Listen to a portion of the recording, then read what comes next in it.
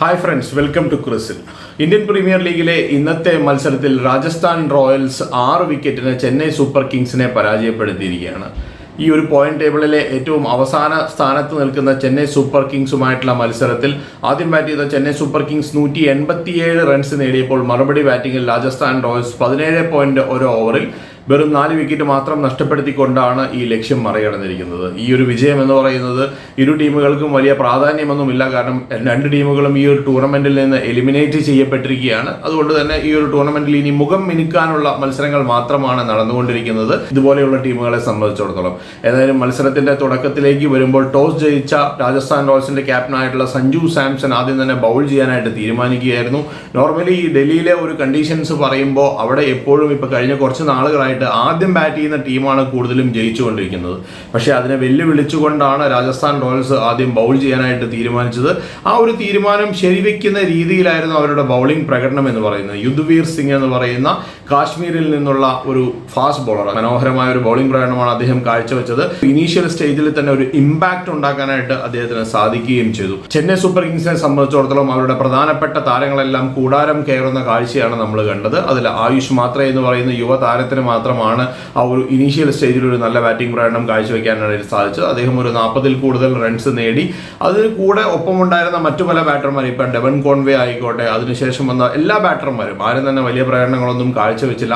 അതുകൊണ്ട് തന്നെ ആ ഒരു പവർ പ്ലേ അവസാനിക്കുന്ന സമയമാകുമ്പോഴേക്കും 6 ഓവർ പിന്നിടുമ്പോഴേക്കും 68 റൺസ് അവർ നേടിയെങ്കിലും പക്ഷേ 3 വിലപ്പെട്ട വിക്കറ്റുകൾ ചെന്നൈ സൂപ്പർ കിങ്സിന് നഷ്ടപ്പെട്ടിരുന്നു. അതുകൊണ്ട് തന്നെയാണ് നമ്മൾ പറയുന്നത് എപ്പോഴും ഈ പവർ പ്ലേയിൽ വിക്കറ്റ് നഷ്ടപ്പെടുത്താതിരിക്കുക എന്നുള്ളതാണ്. എസ്പെഷ്യലി ഡൽഹിയിലെ ഒരു കണ്ടീഷൻ എന്ന് പറയുന്നത് നല്ല മനോഹരമായ ഒരു ബാറ്റിംഗ് ട്രാക്ക് ആയിരുന്നു ഈ പിച്ച് എന്ന് പറയുന്നത്. അതുകൊണ്ട് തന്നെ 200-ൽ കുറഞ്ഞ ഒരു സ്കോർ എന്ന് പറയുന്നത് ഒട്ടും ഒരു ആക്സെപ്റ്റബിൾ അല്ല. പക്ഷേ ആ ഒരു ഇനീഷ്യൽ സ്റ്റേജിൽ ആയുഷ് മാത്രമേ നൽകിയ ഒരു തുടക്കം മുതലാക്കാനായിട്ട് പിന്നീട് വന്ന ബാറ്റർമാർക്ക് ഒന്നും തന്നെ സാധിച്ചില്ല എന്നുള്ളതാണ്. ഏകദേശം 80 റൺസിനോട് അടുക്കുമ്പോഴേക്കും അവരെ പ്രധാനപ്പെട്ട 5 ബാറ്റർമാർ കൂടാരം കയറുകയും ചെയ്തിരുന്നു. പക്ഷേ അതിനുശേഷം ഡിവാൾഡ് ബ്രെവിസിന്റെ ഒരു മനോഹരമായ ബാറ്റിംഗ് പ്രകടനം, അദ്ദേഹം ഒരു ഇഞ്ചറി സബ്സ്റ്റിറ്റ്യൂട്ട് ആയിട്ടാണ് ടീമിലേക്ക് വന്നത്.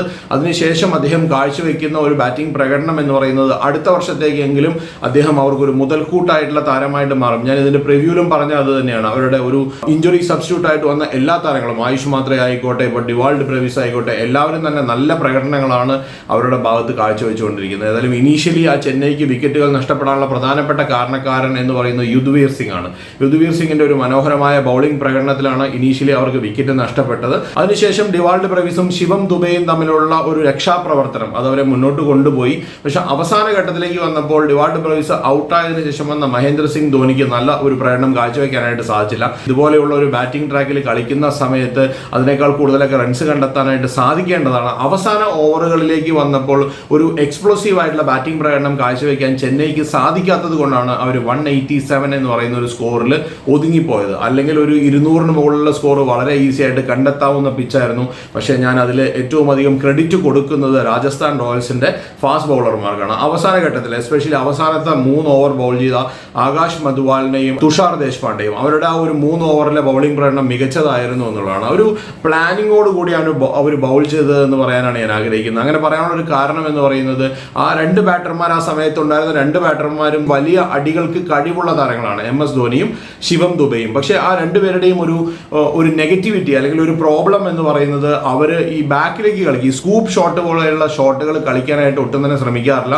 എല്ലാം തന്നെ നേരെ സിക്സറുകൾ അടിക്കാനാണ് 2 പേരും ശ്രമിക്കാറുള്ളത്. സ്കൂപ്പ് ഷോട്ടുകൾ ധോണിയോ അല്ലെങ്കിൽ ശിവം ദുബെയോ ഇതുവരെ അടിക്കുന്നത് നമ്മൾ അധികം കണ്ടിട്ടില്ല. അതുകൊണ്ട് തന്നെ കറക്റ്റായിട്ട് അവർ എറിഞ്ഞ ഓവറുകൾ നമ്മൾ നോക്കുകയാണെങ്കിൽ 18 ബോളുകൾ നോക്കുകയാണെങ്കിൽ എല്ലാ ബോളുകളും തന്നെ ഒരു യോർക്കർ ലെങ്ത്തിൽ എറിയാനാണ് അവർ ശ്രമിച്ചുകൊണ്ടിരുന്നത്. ആ ഒരു യോർക്കർ ലെങ്ത്തിൽ എറിയുമ്പോൾ അവിടെ നിന്ന് കളിക്കാൻ പറ്റുന്ന ഏറ്റവും നല്ലൊരു ഷോട്ട് എന്ന് പറയുന്നത് സ്കൂപ്പ് ഷോട്ടാണ്.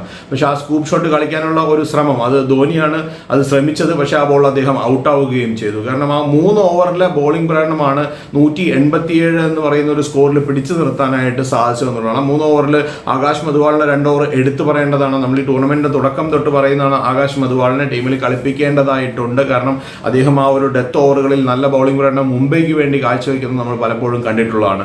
അത് ആ കറക്റ്റായിട്ട് എക്സിക്യൂട്ട് ചെയ്യാനായിട്ട് അവർക്ക് സാധിച്ചതുകൊണ്ടാണ് 187 എന്ന് പറയുന്ന ഒരു സ്കോറിൽ പിടിച്ചു നിർത്താനായിട്ട് സാധിച്ചത്. രണ്ടാമത് ബാറ്റ് ചെയ്യുന്ന സമയമാകുമ്പോഴേക്കും കുറച്ചും കൂടെ ഈസി ആയിട്ട് ബാറ്റ് ചെയ്യാനായിട്ട് സാധിക്കും. കുറച്ചും കൂടെ ഒരു മഞ്ഞ് പിച്ചിൻ്റെ ഒരു ഹെൽപ്പൊക്കെ ലഭിക്കുന്നതുകൊണ്ട് തന്നെ വളരെ ഈസി ആയിട്ട് ബാറ്റ് ചെയ്യാനായിട്ട് സാധിക്കും. ആദ്യ ഓവറുകളിൽ ബോൾ നല്ലപോലെ സ്വിങ് ചെയ്യും. ഖലീൽ അഹമ്മദിന്റെ ഒരു ഓവർ കണ്ടതാണ്. ആദ്യത്തെ ഒരു ഓവറിൽ നല്ലപോലെ ബോൾ സ്വിങ് ചെയ്യുന്നുണ്ടായിരുന്നു. പക്ഷെ അതിനെ ഒരു മറികടക്കുന്ന ബാറ്റിംഗ് പ്രകടനമായിരുന്നു യശസ്വി ജയ്സ്വാളിൻ്റെത്. ആ ഒരു രണ്ടാമത്തെ മൂന്നാമത്തേക്ക് ഓവർ ആയപ്പോഴേക്കും അദ്ദേഹം അതിനെ മറികടക്കുന്ന ഒരു ബാറ്റിംഗ് പ്രകടനം കാഴ്ചവെച്ചു. നല്ല രീതിയിൽ ബാറ്റ് ചെയ്യാനായിട്ട് രണ്ട് ഓപ്പണേഴ്സും 2 യുവതാരങ്ങളാണ് രണ്ടുപേർക്കും സാധിക്കുകയും ചെയ്തു. യശസ്വി ജയ്സ്വാൾ നല്ല ഒരു ബാറ്റിംഗ് പ്രകടനം കാഴ്ചവെച്ചതിന് ശേഷമാണ് അദ്ദേഹം പുറത്തായത്. 40 റൺസിൽ കൂടുതൽ നേടിയാണ് അദ്ദേഹം പുറത്തായത്.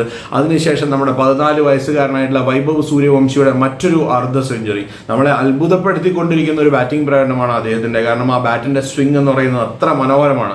കാരണം എന്താണെന്ന് വെച്ച് കഴിഞ്ഞാൽ സിക്സറുകളൊക്കെ അടിക്കുന്നത് നമ്മൾ എത്ര വലിയ സിക്സറുകളാണ് അദ്ദേഹം അടിക്കുന്നത് നമുക്ക് മനസ്സിലാക്കാൻ സാധിക്കും. കാരണം അത് ആ ബാറ്റിൻ്റെ സ്വിംഗ് അത്രത്തോളം മനോഹരമായിട്ടുള്ള ഒരു ബാറ്റിൻ്റെ സ്വിംഗ് ആയതുകൊണ്ടാണ് വളരെ ഈസി ആയിട്ട് ആ സ്കോറിലേക്ക് എത്താനായിട്ട് രാജസ്ഥാന് സാധിച്ചത്. അത് അത്ര നല്ല ഒരു ബാറ്റിംഗ് ബ്യൂട്ടി ആയതുകൊണ്ടാണ്. ആ പിച്ച് അത്രത്തോളം നല്ലൊരു ബാറ്റിംഗ് ബ്യൂട്ടി ആയിരുന്നു.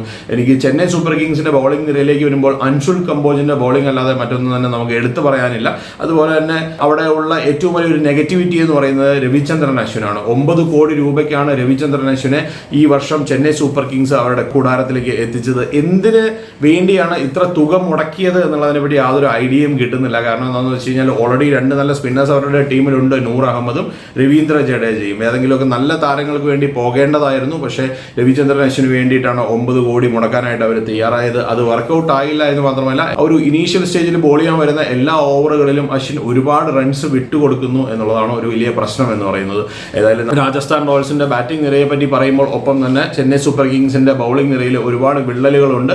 ആ വിള്ളലുകൾ അടുത്ത വർഷമെങ്കിലും പരിഹരിക്കാനായിട്ട് അവർക്ക് സാധിക്കുമെന്ന് നമുക്ക് പ്രതീക്ഷിക്കാം. കാരണം എന്താണെന്ന് വെച്ച് കഴിഞ്ഞാൽ അടുത്ത ഒരു സീസണിലേക്ക് വരുമ്പോൾ ഞാൻ ഈ പറഞ്ഞതുപോലെ അവരുടെ ടീമിലേക്ക് വന്നിരിക്കുന്ന ഇഞ്ചുറിക്ക് പകരക്കാരായി വന്നിരിക്കുന്ന എല്ലാ താരങ്ങളും നല്ല പ്രകടനങ്ങളാണ് കാഴ്ചവെച്ചുകൊണ്ടിരിക്കുന്നത്. അതെല്ലാവരും യങ്സ്റ്റേഴ്സ് ആണ്. 17 വയസ്സുള്ള ആയുഷ് മാത്രേ, അതുപോലെ തന്നെ ഡിവാൾഡ് ബ്രവിസ്, എല്ലാവരും യുവതാരങ്ങളാണ്. അവർക്കെല്ലാം അടുത്ത വർഷത്തിൽ ഇതുപോലെ തന്നെ ഒരു നല്ല പ്രകടനം കാഴ്ചവെക്കാൻ സാധിച്ച ഒരു യങ് ടീമിനെ ബിൽഡ് ചെയ്തെടുക്കാനായിട്ട് ചെന്നൈ സൂപ്പർ കിങ്സിന് കഴിയുമെന്നുള്ളതാണ്. ഏതായാലും രാജസ്ഥാൻ റോയൽസിന്റെ ബാറ്റിംഗ് നിരയിലേക്ക് വരുമ്പോൾ ആദ്യത്തെ 3 ബാറ്റർമാരും നല്ല പ്രകടനമാണ് കാഴ്ചവെച്ചത്. അതിൽ ഏറ്റവും മികച്ചു നിന്ന പ്രകടനം എന്ന് പറയുന്നത് വൈഭവ് സൂര്യവംശിയുടെ അദ്ദേഹത്തിന് നല്ലൊരു സപ്പോർട്ട് നൽകാനായിട്ട് അതിനുശേഷം സഞ്ജു സാംസണ് സാധിക്കുകയും ചെയ്തു. സഞ്ജു സാംസന്റെ ഒരു 40 റൺസ് അത് വളരെ ക്രൂഷ്യൽ ആയിട്ടുള്ള ഒരു ഇന്നിങ്സ് ആയിരുന്നു. അവസാന ഘട്ടത്തിലേക്ക് വന്നപ്പോൾ ധ്രുവ് ജൂറലിന്റെ മനോഹരമായ ഒരു 30 റൺസിന്റെ ഇന്നിങ്സും കൂടെ വന്നപ്പോൾ വളരെ ഈസി ആയിട്ട് വിജയം പിടിച്ചെടുക്കാനായിട്ട് രാജസ്ഥാന് സാധിച്ചിരിക്കുന്നു. ഒട്ടും ഇമ്പോർട്ടൻ്റ് അല്ലാത്ത ഒരു മത്സരമായിരുന്നെങ്കിൽ പോലും നല്ല ഒരു ബാറ്റിംഗ് വിരുന്ന് കാണാമെന്നുള്ള പ്രതീക്ഷയിലായിരുന്നു. പക്ഷേ ചെന്നൈ സൂപ്പർ കിങ്സിന്റെ ആ ഒരു ഫിനിഷിംഗ് അവസാന ഘട്ടത്തിലേക്ക് വന്നപ്പോൾ അവർക്ക് കറക്റ്റായിട്ട് ഫിനിഷ് ചെയ്യാനായിട്ട് സാധിച്ചില്ല. ഒരു 25-30 റൺസെങ്കിലും ഷോർട്ടായി പോയി എന്നുള്ളതാണ് എൻ്റെ അഭിപ്രായം എന്ന് പറയുന്നത്. ഏതായാലും നല്ല ഒരു മത്സരമായിരിക്കുമെന്നാണ് പ്രതീക്ഷിച്ചത്. പക്ഷേ അതുണ്ടായില്ല. ഇനിയുള്ള മത്സരങ്ങൾ ഒരുപാട് മത്സരങ്ങളുണ്ട്. പല മത്സരങ്ങൾക്കും ഇതുപോലെ വലിയ ഇമ്പോർട്ടൻസ് ഇല്ല. കാരണം എലിമിനേറ്റ് ചെയ്യപ്പെട്ട ടീമുകൾ തമ്മിലാണ്. നാളെ ഏറ്റവും ക്രൂഷ്യൽ ആയിട്ടുള്ള ഒരു മത്സരമാണ് നടക്കാൻ പോകുന്നത്. മുംബൈ ഇന്ത്യൻസും ഡൽഹി ക്യാപിറ്റൽസും തമ്മിൽ. അതിൽ മുംബൈ ഇന്ത്യൻസ് ജയിക്കുകയാണെങ്കിൽ അവരും കൂടെ പ്ലേ ഓഫിലേക്ക് യോഗ്യത നേടും. അതുകൊണ്ട് തന്നെ പിന്നീടുള്ള മാച്ചുകൾക്ക് വലിയ പ്രാധാന്യം ഉണ്ടാകില്ല എന്നുള്ളതാണ്. ഏതായാലും ഇതുപോലെയുള്ള നല്ല മത്സരങ്ങൾ കാണാൻ ഇനിയും അവസരമുണ്ടാകട്ടെ എന്ന് ആശംസിച്ചുകൊണ്ട് നിർത്തുകയാണ്. മറ്റൊരു വീഡിയോയുമായിട്ട് നമുക്ക് വീണ്ടും കാണാം. ബൈ.